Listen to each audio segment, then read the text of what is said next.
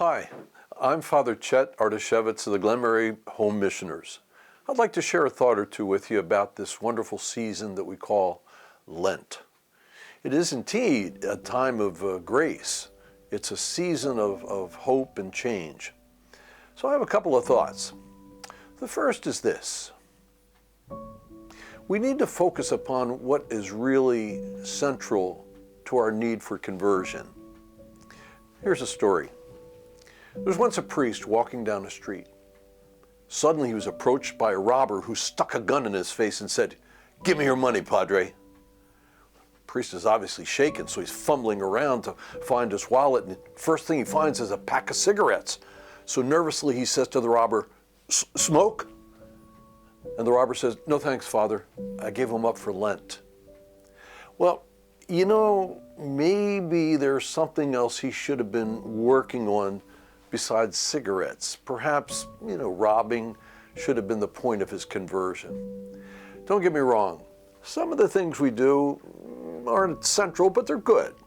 Giving up something that you really like sweets or a favorite drink, that's a plus. But what's at the heart of the matter? Sometimes we throw God that bone and say, well, I'll give up chocolate, but there might be a real hateful attitude in our heart. Lent says, what really needs to be changed? From what do we need to be converted? My second thought is this. We're at the midway point of Lent. And I know we all enter in with such gusto on Ash Wednesday. We get the ashes and say, I'm going to have the greatest Lent ever. I mean, the saints will be envious and the angels will be crying for joy.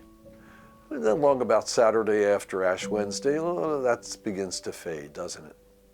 Well, let's renew ourselves. There's still about half of Lent left. Don't sacrifice the good, half of Lent, because you can't have a perfect. Let's face it, even if you achieve perfection, it's usually pretty short-lived, maybe a morning, So let's take advantage of the remaining time that Lent gives us. It's a season of grace, a season of change. So I wish you the very best of this remainder of this holy season. God bless you.